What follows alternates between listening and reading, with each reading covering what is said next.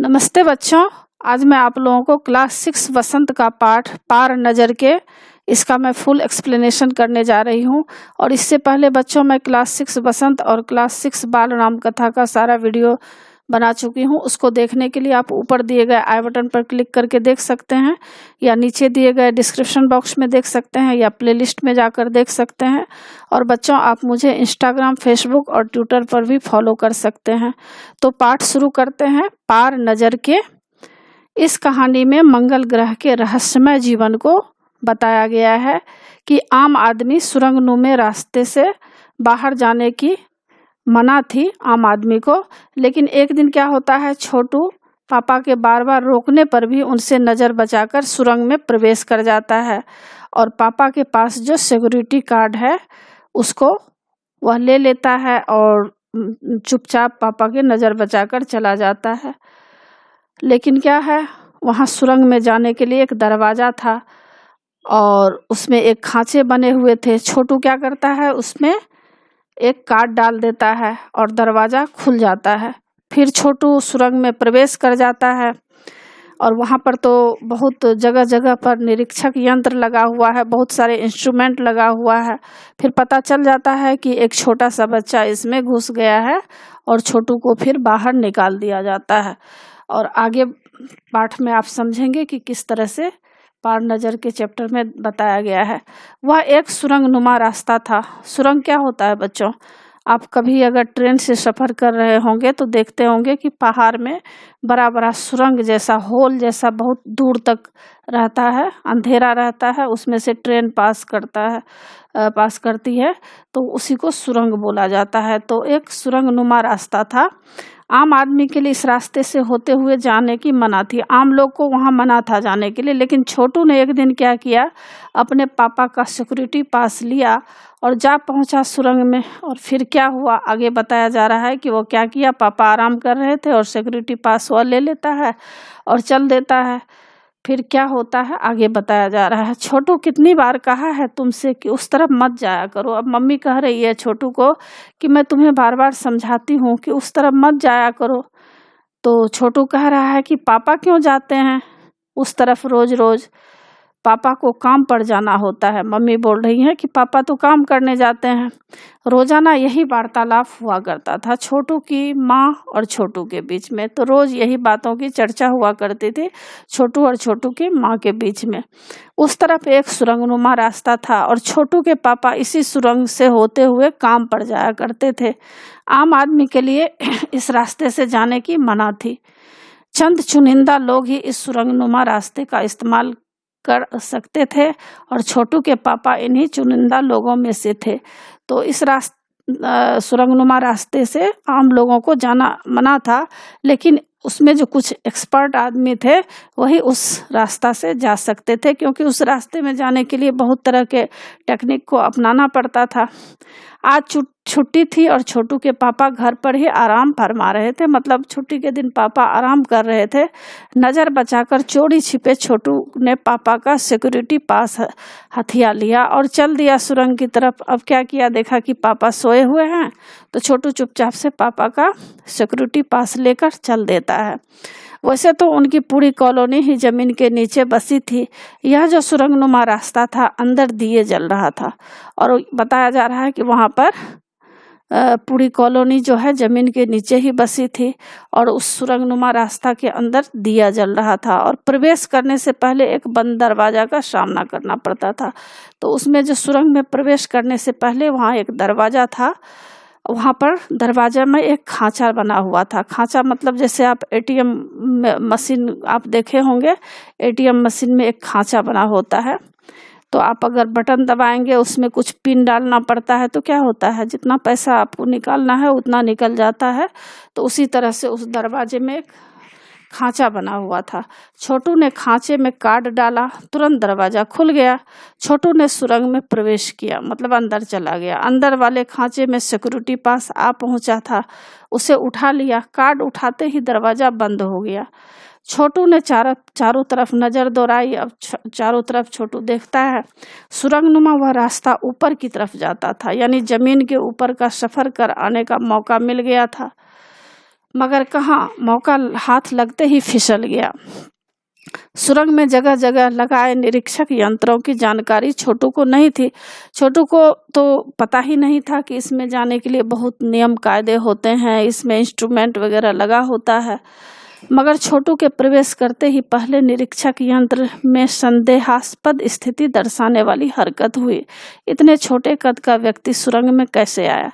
अब जब छोटू उसमें पहुंचता है तो वहां पर कुछ उथल पुथल यंत्र में होने लगा, इंस्ट्रूमेंट में, और छोटा बच्चा का उसमें तस्वीर भी दिखाए जाने लगा। इतना छोटा बच्चा इसमें कैसे प्रवेश कर गया है? दूसरे निरीक्षक यंत्र ने तुरंत छोटू की तस्वीर खींच ली। किसी एक नियंत्रण केंद्र में इस तस्वीर की जांच की गई और खतरे की सूचना दी गई, और उसमें बताया गया है कि अगर यह बच्चा अंदर जाएगा तो खतरा हो सकता है। तो यह सब सूचना मशीन के द्वारा लोगों तक पहुंच गया। इन सारी गतिविधियों से अनजान छोटू आगे बढ़ रहा था, पर छोटू को तो कुछ मालूम नहीं था, वह आगे बढ़ते ही जा रहा था। तभी जाने कहां से सिपाही दौड़े चले आए। वहां एक सिपाही आ जाते हैं, छोटू को पकड़कर वापस घर छोड़ आए। तो छोटू का पता वगैरह मालूम करके छोटू के घर में दे आते हैं। घर पर माँ छोटू का इंतजार कर रही थी।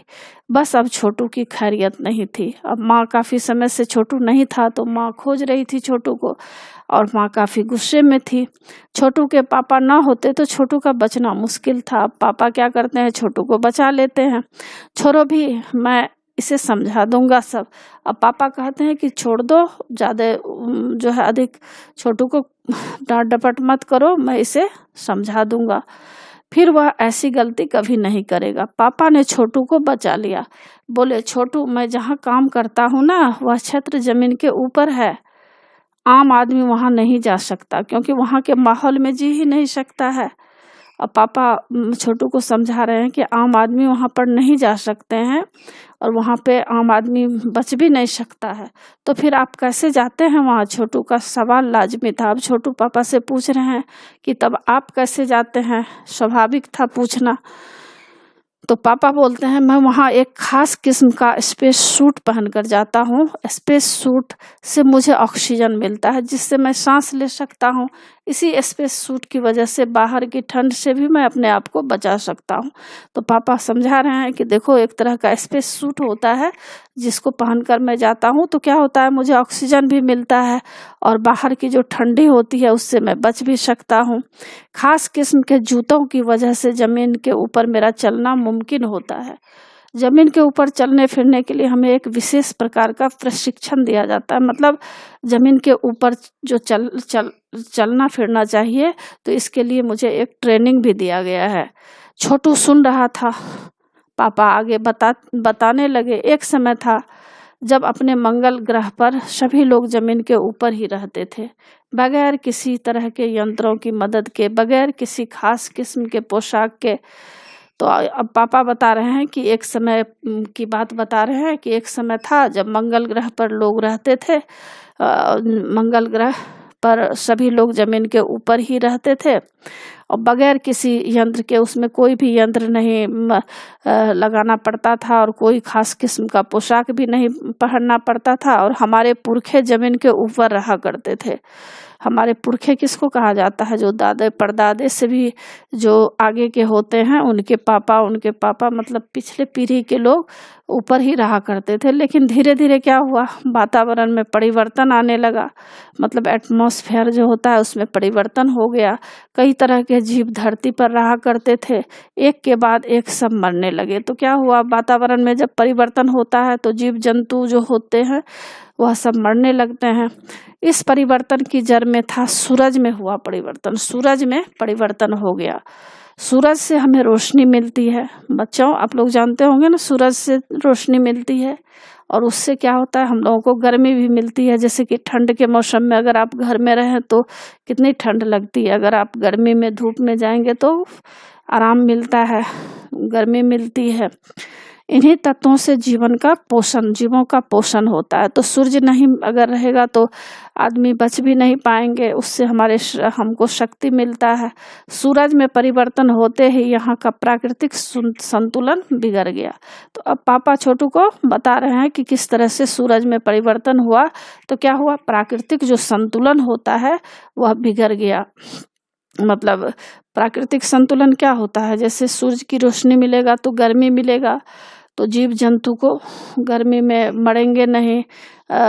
सूरज की रोशनी से जो है अन्न का उपज होता है, लोग ठीक तरह से जो है जीवन व्यतीत कर सकते हैं। तो सूरज में जो परिवर्तन हुआ जिसके वजह से क्या हुआ, सारे जीव जंतु मारे गए। प्रकृति के बदले हुए रूप का सामना करने में यहाँ के पशु पक्षी पेड़ पौधे अन्य जीव अक्षम साबित हुए, और प्रकृति का यह जो बदला हुआ रूप था इसका सभी लोग सामना नहीं कर पाया। तो क्या हुआ, बहुत सारे पशु पक्षी मारे गए, पेड़ पौधे और अन्य जो जीव जंतु है वह भी मारा गया। केवल हमारे पूर्वजों ने इस स्थिति का सामना किया। मतलब केवल उनके बता रहे हैं कि हमारे जो पूर्वज थे वही केवल इस स्थिति का सामना कर पाए, मतलब बच पाए, फेस कर पाए। आगे बता रहे हैं कि अपने तकनीकी ज्ञान के आधार पर हमने जमीन के नीचे अपना घर बना लिया, टेक्नोलॉजी के आधार पर घर बना लिया। जमीन के ऊपर लगे विभिन्न यंत्रों के सहारे हम सूर्य शक्ति, सूर्य की रोशनी और गर्मी का इस्तेमाल करते आ रहे हैं। तो अभी भी देख रहे हैं हम लोग हर काम नियम से हो रहा है। तो बता रहे हैं छोटू के पापा कि क्या किए, जमीन के ऊपर लोग विभिन्न यंत्र के सहारे जो है सूर्य शक्ति मिलने लगी, सूर्य की रोशनी और गर्मी का इस्तेमाल लोग करते अभी भी आ रहे हैं। उन्हीं यंत्रों के सहारे हम यहाँ जमीन के नीचे जी रहे हैं। यंत्र सुचारू रूप से चलते रहें इसके लिए बड़ी सतर्कता बरतनी पड़ती है। मुझ जैसे कुछ चुनिंदा लोग इन्हीं यंत्रों का ध्यान रखते हैं। तो यहाँ पर छोटू के पापा छोटू को समझा रहे हैं कि देखो, यंत्र जो होता है, इंस्ट्रूमेंट जो होता है, उसको ठीक ढंग से चलने के लिए बहुत ही सतर्कता बरतनी पड़ती है। मतलब बहुत ही अलर्ट रहना पड़ता है, उसका ख्याल रखना पड़ता है। और मुझ जैसे ही जो लोग हैं, जो जानकार है, उस यंत्रों का ध्यान रख पाते हैं। तो छोटू बोल रहा है कि बड़ा हो जाऊंगा तो मैं भी यही काम करूंगा। छोटू ने अपनी मंशा जाहिर की। बिल्कुल, मगर इसके लिए खूब पढ़ना होगा, माँ और पापा की बात सुननी होगी। माँ ने कहा। माँ छोटू को समझाई कि देखो बेटा, ऐसे ही नहीं बन जाते हैं लोग, इतना चीज़ सीखने के लिए पढ़ना भी पड़ता है। पापा मम्मी जो बात कहे उसको मानना भी पड़ता है। दूसरे दिन छोटू के पापा काम पर चले गए। देखा तो कंट्रोल रूम का वातावरण बदला बदला सा था। शिफ्ट खत्म कर जा रहे स्टाफ के प्रमुख ने टीवी स्क्रीन की तरफ इशारा किया। अब दूसरे दिन क्या हुआ, छोटू के पापा काम पर गए हैं तो देखे हैं कि कंट्रोल रूम जो होता है, जहाँ से हर चीज़ को कंट्रोल किया जाता है, वहाँ का वातावरण कुछ बदला बदला सा था। मतलब कुछ उथल पुथल जैसा हो गया था, क्योंकि लोग शिफ्ट में काम करते हैं। First shift, second shift, third shift होता है। तो शिफ्ट जो खत्म करके जा रहे थे, छोटू के पापा जिस शिफ्ट में काम करते थे, उससे पहले जो आदमी शिफ्ट काम खत्म करके जा रहे थे, तो उन लोगों ने देखे कि टीवी स्क्रीन पर कुछ दिखाई दे रहा है, कुछ बिंदु जैसा झलक था। वह बताने लगा, यह कोई आसमान का तारा नहीं है, क्योंकि कंप्यूटर से पता चला है कि यह अपनी जगह अडिग नहीं रहा है। तो उन लोगों ने बताया कि यह कोई तारा नहीं है, यह अपनी जगह स्थिर भी नहीं रह रहा है। पिछले कुछ घंटों के दौरान इसने अपनी जगह बदली है। मतलब जगह बदलती रहती है। कंप्यूटर के अनुसार यह हमारी धरती की तरफ बढ़ता चला जा रहा है। अंतरिक्ष यान तो नहीं है। अब छोटू के पापा बता रहे हैं कि यह कोई अंतरिक्ष यान तो नहीं है। तो हमें संदेह हमें भी है। तो वहाँ के जो स्टाफ थे वो लोग भी बोलने लगे कि हमें भी संदेह हो रहा है, शक हो रहा है कि यह कोई अंतरिक्ष यान तो नहीं है। आप अब इस बार बराबर ध्यान रखिएगा। छोटू के पापा सोच में पड़ गए। मतलब सोचने लगे कि क्या है, क्या सचमुच अंतरिक्ष यान होगा? कहाँ से आ रहा होगा? सौर मंडल में हमारी धरती के अलावा और कौन से ग्रह पर जीवों का अस्तित्व होगा? अब छोटू के पापा चिंता में पड़ गए हैं। अब कह रहे हैं कि यह अगर अंतरिक्ष यान होगा तो कहाँ से यह आया होगा, और हम लोग जो रह रहे हैं यहाँ पर, उसके अलावा भी क्या मनुष्य कहीं और ग्रह पर रहता है? ऐसा है क्या? कैसे हो सकता है? और अगर होगा भी तो क्या इतनी प्रगति कर चुका होगा कि अंतरिक्ष यान छोड़ सके? मतलब कह रहे हैं उनके पापा कि जैसा हम लोग बुद्धिमान हैं, इतना चीज़ सोचते हैं, तो क्या वे लोग भी इतने बड़े जो है जानकार होंगे कि इतने बड़े अंतरिक्ष यान को यहाँ पर छोड़ सकेंगे। वैसे तो हमारे पूर्वजों ने भी अंतरिक्ष यानों उपग्रहों का प्रयोग किया था, मगर अब हमारे लिए असंभव है। अब यहाँ पर छोटू के पापा कह रहे हैं कि वैसे तो हमारे जो पूर्वज थे वे भी क्या करते थे, अंतरिक्ष यान उपग्रहों का प्रयोग किया था, मगर अभी हमारे लिए यह सब असंभव है, मतलब कठिन है।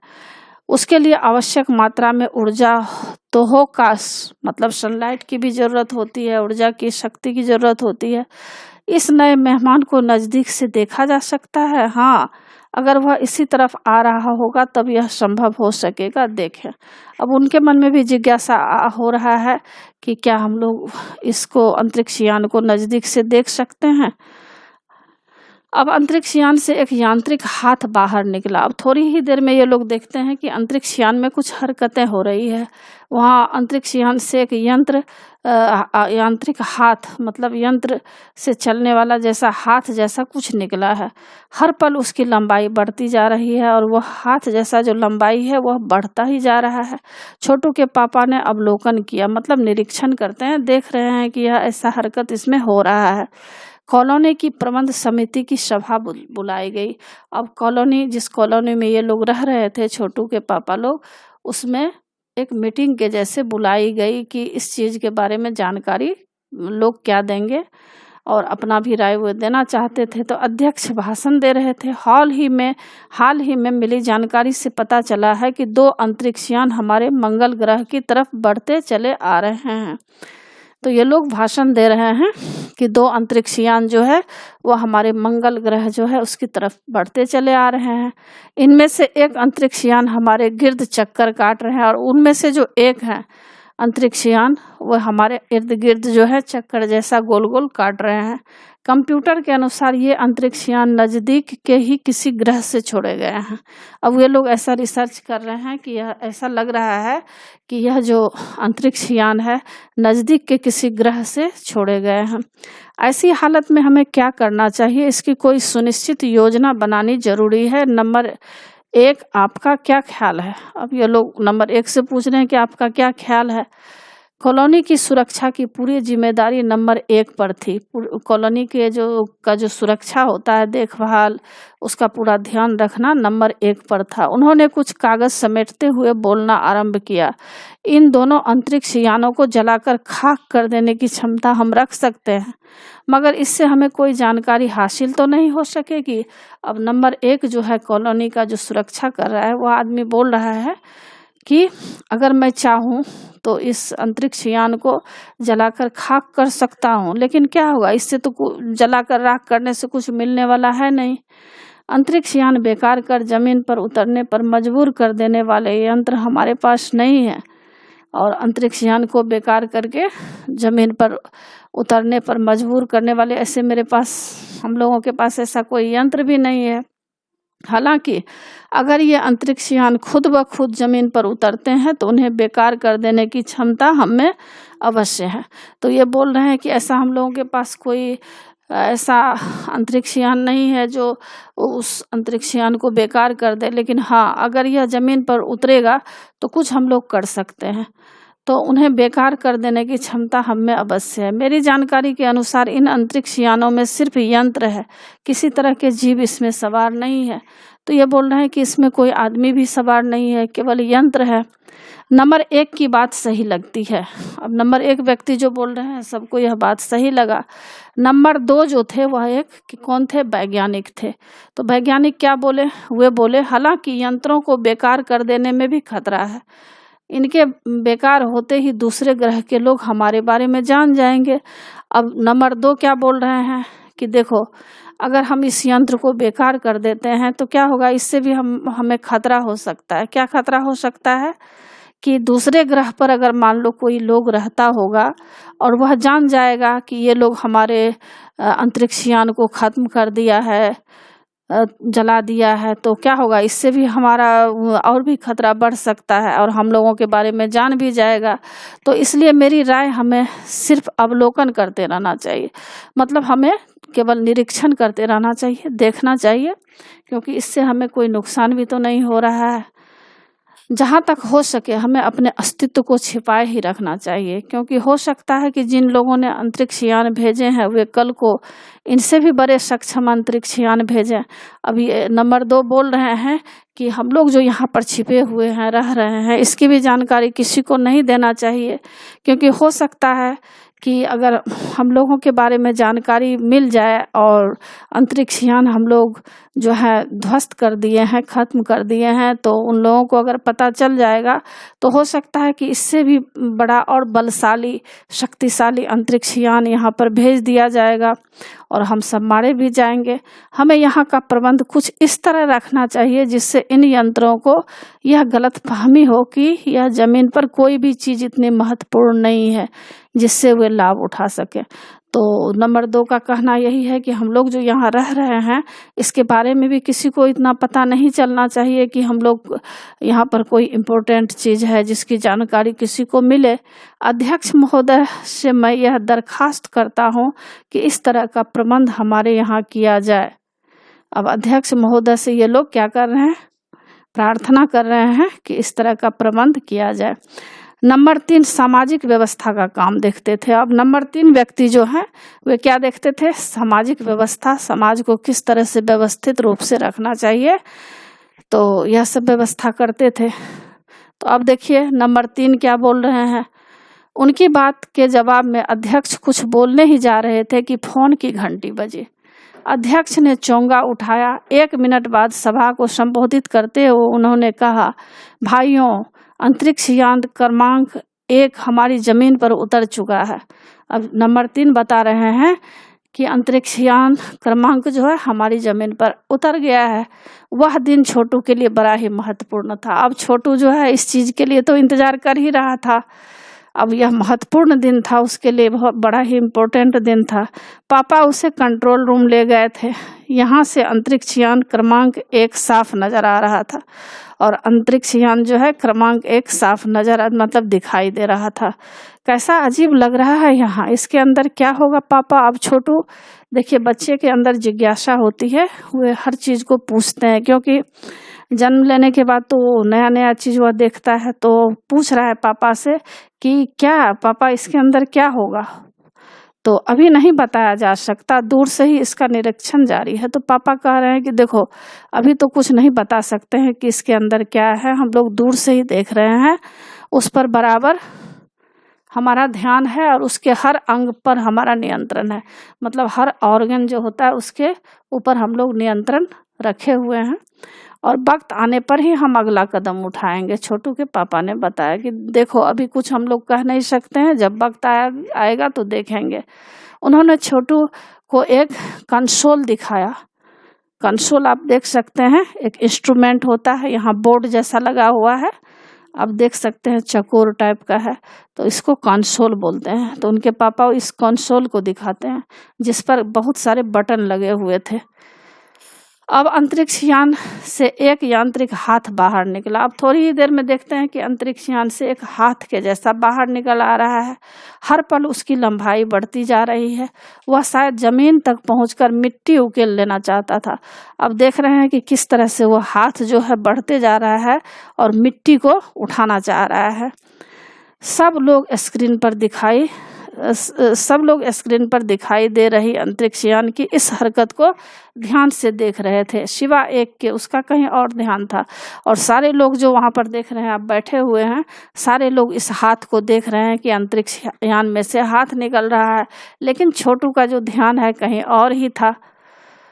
अब क्या होता है, छोटू का सारा ध्यान था कंसोल पैनल पर। कंसोल पैनल जो पापा दिखाए थे उस पर बहुत सारे बटन लगे हुए थे, तो उसका ध्यान कहाँ था, कंसोल पैनल पर था। कंसोल का एक बटन दबाने को अपनी इच्छा को वह रोक नहीं पाया। वह लाल लाल बटन उसे बरबस अपनी तरफ खींचा जा रहा था और उसमें तो लाल बत्तियां, हरी बत्तियां, नीली बत्तियां जलती रहती है, लेकिन छोटू का ध्यान कहाँ था, लाल बटन पर था। और सहसा क्या करता है, खतरे की घंटी बजी, सबकी निगाहें कंसोल की तरफ मुड़ी। पापा छोटू को अपनी तरफ खींचते हुए एक झापर रसीद किया और सहसा क्या होता है, खतरे की घंटी बज गई है और सबकी निगाहें कंसोल की तरफ मुड़ी है। पापा क्या करते हैं, छोटू को एक थप्पड़ मारते हैं और लाल बटन को पूर्व स्थिति में ला रखा। और छोटू जो है हो सकता है लाल बटन दबा दिया, तो फिर उसके पापा पूर्व स्थिति में, सामान्य स्थिति में उस बटन को लाते हैं। मगर उस तरफ अब अंतरिक्ष यान के उस यांत्रिक हाथ की हरकत सहसा रुक गई। अब क्या हुआ, जिस तरह से हाथ आगे बढ़ते जा रहा था वह अचानक जो बटन, लाल बटन दब गया है, तो क्या हुआ, जो भी उसमें हरकतें हो रही थी, मूवमेंट हो रहा था, वह बंद हो जाता है और यंत्र क्या हो गया, बेकार हो गया। उधर पृथ्वी पर national aeronautics and space administration मतलब नासा द्वारा प्रस्तुत वक्तव्य ने सबका ध्यान अपनी तरफ आकर्षित किया। अब नासा से कुछ खबर आता है कि मंगल की धरती पर उतरा हुआ अंतरिक्ष यान वाइकिंग अपना निर्धारित कार्य कर रहा है। हालांकि किसी अज्ञात कारणवश अंतरिक्ष यान का यांत्रिक हाथ बेकार हो गया। अब क्या हुआ है, थोड़ी ही देर में खबर आ जाता है नासा से कि अंतरिक्ष यान अपने निर्धारित कार्य कर रहा है, लेकिन क्या हुआ है, अचानक से कुछ ऐसा परिवर्तन आ गया है, कुछ ऐसा तकनीकी खराबी हो गया है जिससे हाथ उसका अंतरिक्ष यांत्रिक का हाथ बेकार हो गया है। नासा के तकनीशियन इस बारे में जांच कर रहे हैं तथा इस यांत्रिक हाथ को दुरुस्त करने का प्रयास भी जारी है। मतलब उस यांत्रिक हाथ जो है उसको ठीक करने का प्रयास किया जा रहा है। इसके कुछ ही दिनों बाद पृथ्वी के सभी प्रमुख अखबारों ने छापा कि नासा के तकनीशियनों को रिमोट कंट्रोल के सहारे वाइकिंग को दुरुस्त करने में सफलता मिली है। मतलब यहाँ पर बताया जा रहा है कि कुछ ही समय के बाद क्या हुआ, अखबार में छपने लगा कि नासा के जो तकनीकी काम जानने वाला जो होता है उसका रिमोट कंट्रोल के सहारे वाइकिंग को ठीक किया जा रहा है, सफलता मिली है। यांत्रिक हाथ ने अब मंगल की मिट्टी के विभिन्न नमूने इकट्ठे करने का काम आरंभ कर दिया है। और यांत्रिक हाथ क्या किया है, मंगल की मिट्टी के जो विभिन्न नमूने थे उसको इकट्ठा करके काम आरंभ कर दिया है। पृथ्वी के वैज्ञानिक मंगल की इस मिट्टी का अध्ययन करने के लिए बड़े उत्सुक हैं। और पृथ्वी के जो वैज्ञानिक हैं वे लोग क्या कर रहे हैं, मंगल के ऊपर से जो मिट्टी लाया गया है उसका रिसर्च कर रहे हैं और देख रहे हैं कि उन्हें उम्मीद थी कि इस मिट्टी के अध्ययन से इस बात का पता लगाया जा सकेगा कि क्या मंगल ग्रह पर भी पृथ्वी की तरह जीव सृष्टि का अस्तित्व है। और बड़े बड़े जो वैज्ञानिक हैं वे उस मिट्टी को रिसर्च करके यह देख सकेंगे कि वहाँ पर जीवन संभव है, क्या लोग वहाँ रह सकेंगे, वहाँ पर जो है आदमी को किसी भी तरह की परेशानी का सामना तो नहीं करना पड़ेगा। यह प्रश्न आज भी एक रहस्य है, मतलब भेद की तरह बना हुआ है। तो बच्चों, आशा है आप लोगों को सारा पाठ अच्छी तरह समझ में आ गया होगा और एग्ज़ाम के लिए अच्छी तरह तैयार कर लीजिएगा। और बच्चों, आप मेरे चैनल देवज नागरी को जरूर सब्सक्राइब कीजिएगा और सब्सक्राइब के बगल में बेल आइकन बटन है उसे क्लिक कीजिएगा, लाइक कीजिएगा और शेयर कीजिएगा। कमेंट्स जरूर कीजिएगा कि आपको यह पाठ कैसा लगा। नए पाठ के साथ फिर मैं मिलूंगी बच्चों। धन्यवाद।